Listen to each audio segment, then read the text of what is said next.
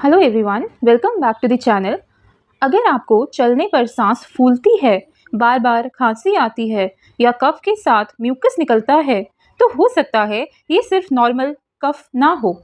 ये एक serious lung disease का साइन भी हो सकता है, जिसे COPD कहते हैं। आज की वीडियो में हम बहुत सिंपल लैंग्वेज में समझेंगे COPD क्या होता है, इसके कॉजेज़ क्या हैं, सिम्टम्स कौन से होते हैं, डायग्नोसिस कैसे होता है, ट्रीटमेंट क्या है और पेशेंट अपनी डेली लाइफ में COPD को कैसे मैनेज कर सकता है। तो चलिए शुरू करते हैं। What is COPD? COPD का मतलब है chronic obstructive pulmonary disease. Chronic का मतलब होता है लॉन्ग टर्म, ऑब्स्ट्रक्टिव का मतलब है एयर फ्लो में ब्लॉकेज, पल्मोनरी का मतलब लंग्स से रिलेटेड। यानी COPD एक लॉन्ग टर्म लंग डिजीज़ है जिसमें लंग्स के अंदर एयर का आना और बाहर जाना मुश्किल हो जाता है। इस वजह से पेशेंट को सांस लेने में दिक्कत होने लगती है। COPD एक्चुअली एक सिंगल डिजीज़ नहीं है, ये दो मेजर लंग कंडीशंस का ग्रुप है, emphysema and the chronic bronchitis. अब इन दोनों को डिटेल में समझते हैं।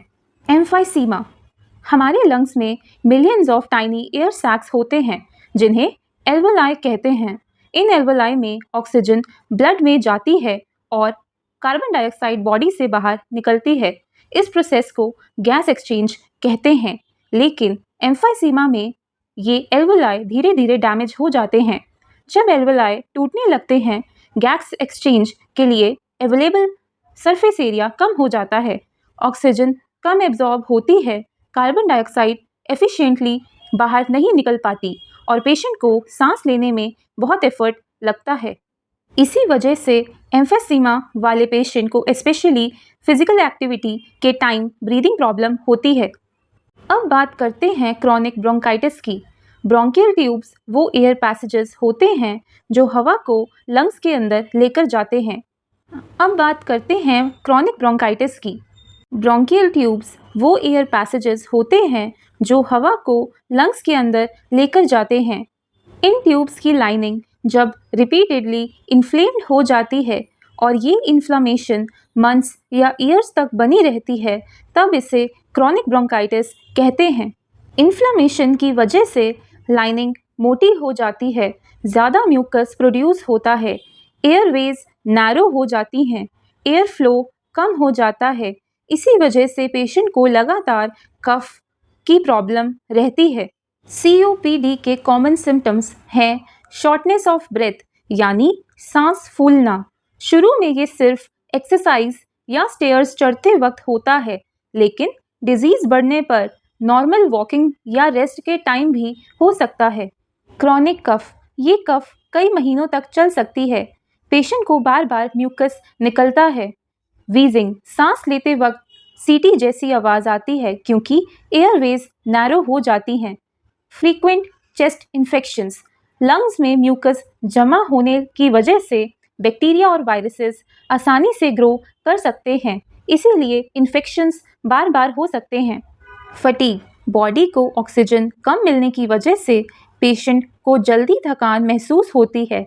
कॉजेज़ ऑफ COPD, सबसे कॉमन कॉजेज़ हैं स्मोकिंग, सिगरेट स्मोक लंग्स को ग्रेजुअली डैमेज करता है, ये एल्वोलाई को डिस्ट्रॉय करता है और एयरवेज में इन्फ्लामेशन बढ़ाता है, इसीलिए स्मोकिंग COPD का सबसे बड़ा रिस्क फैक्टर है।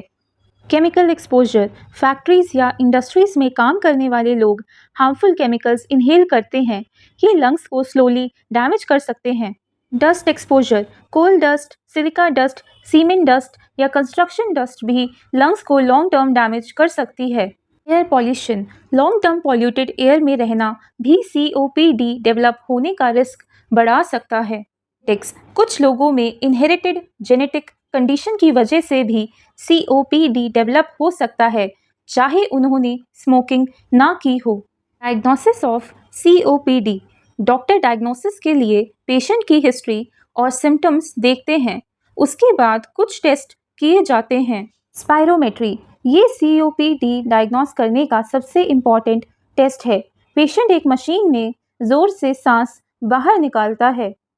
इस टेस्ट से पता चलता है कि लंग्स कितनी हवा कितनी स्पीड से बाहर निकाल पा रहे हैं। इससे एयर फ्लो ऑब्स्ट्रक्शन डिटेक्ट होती है। चेस्ट एक्सरे से लंग्स की कंडीशन देखी जा सकती है। इससे एम्फाइसीमा के चेंजेस या किसी दूसरी लंग डिजीज़ को आइडेंटिफाई करने में हेल्प मिलती है। ब्लड टेस्ट इन्फेक्शन या ऑक्सीजन लेवल से रिलेटेड इंफॉर्मेशन देने में हेल्प कर सकते हैं। कभी कभी जेनेटिक्स इवैल्यूएट करने के लिए भी ब्लड टेस्ट किए जाते हैं। ट्रीटमेंट ऑफ COPD का कंप्लीट क्योर अभी अवेलेबल नहीं है, लेकिन ट्रीटमेंट से सिम्टम्स को कंट्रोल किया जा सकता है और डिजीज़ की प्रोग्रेशन को स्लो किया जा सकता है। स्टॉप स्मोकिंग, ये सबसे इम्पॉर्टेंट ट्रीटमेंट है। स्मोकिंग छोड़ने से लंग्स का डैमेज रिवर्स नहीं होता, लेकिन फ्यूचर डैमेज काफ़ी हद तक स्लो हो सकता है।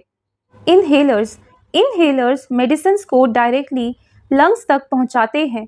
ये एयरवेज को रिलैक्स करते हैं, ब्रीदिंग इम्प्रूव करते हैं और सिम्टम्स कम करते हैं। पल्मोनरी रिहैबिलिटेशन, ये एक स्पेशल प्रोग्राम होता है जिसमें exercise training, breathing techniques, nutrition advice, disease education दी जाती है। इससे पेशेंट की डेली एक्टिविटीज़ करने की कैपेसिटी इम्प्रूव होती है और क्वालिटी ऑफ लाइफ बेटर होती है। लंग ट्रांसप्लांट, अगर COPD बहुत सीवियर स्टेज में हो और दूसरे ट्रीटमेंट इफ़ेक्टिव ना हो तो सिलेक्टेड पेशेंट में लंग ट्रांसप्लांट कंसीडर किया जा सकता है। COPD सेल्फ मैनेजमेंट, डॉक्टर की मेडिसिन्स के साथ पेशेंट को अपनी लाइफस्टाइल पर भी ध्यान देना चाहिए। एक्सरसाइज रेगुलर एक्सरसाइज मसल्स को स्ट्रॉन्ग बनाती हैं। स्ट्रॉन्ग मसल्स को काम करने के लिए रिलेटिवली कम ऑक्सीजन चाहिए होती है। इससे डेली एक्टिविटीज़ करना आसान हो सकता है और स्टैमिना इम्प्रूव होता है। मेंटेन हेल्दी वेट, अगर वेट बहुत ज़्यादा हो तो लंग्स को बॉडी को ऑक्सीजन देने के लिए एक्स्ट्रा एफर्ट करना पड़ता है, और अगर वेट बहुत कम हो तो मसल्स वीक हो जाती हैं। इसीलिए हेल्दी वेट मेंटेन करना इम्पॉर्टेंट है। ब्रीदिंग एक्सरसाइजेस, ये बहुत इम्पॉर्टेंट पार्ट है। ब्रीदिंग एक्सरसाइजेस पेशेंट को लंग्स को ज़्यादा एफिशिएंटली यूज़ करना सिखाती हैं। इनसे ट्रैप्ड एयर को भी बाहर निकालने में हेल्प मिल सकती है। ब्रीदिंग स्लो और कंट्रोल्ड होती है। शॉर्टनेस ऑफ ब्रेथ कम महसूस हो सकती है। डेली एक्टिविटीज़ करना आसान हो सकता है। इसीलिए डॉक्टर्स COPD पेशेंट को ब्रीदिंग एक्सरसाइजेस रेगुलरली करने की एडवाइस देते हैं। वैक्सीनेशन, COPD पेशेंट्स को चेस्ट इन्फेक्शंस का रिस्क ज़्यादा होता है, इसीलिए रिकमेंडेड वैक्सीन्स जैसे इन्फ्लुएंजा और न्यूमोकोकल वैक्सीन्स इन्फेक्शन का रिस्क कम करने में मदद कर सकती हैं। तो फ्रेंड्स, COPD एक लॉन्ग टर्म लंग डिजीज़ है जो मेनली स्मोकिंग और लॉन्ग टर्म हार्मफुल एक्सपोजर की वजह से डेवलप हो सकती है। इसका कंप्लीट क्योर अवेलेबल नहीं है, लेकिन अर्ली डायग्नोसिस, स्मोकिंग छोड़ना, मेडिसिन्स, पल्मोनरी रिहैबिलिटेशन और हेल्दी लाइफस्टाइल से सिम्टम्स को कंट्रोल किया जा सकता है और क्वालिटी ऑफ लाइफ इम्प्रूव की जा सकती है। आई होप आज की वीडियो से आपको COPD के बारे में क्लियर अंडरस्टैंडिंग मिली होगी। Thanks for watching.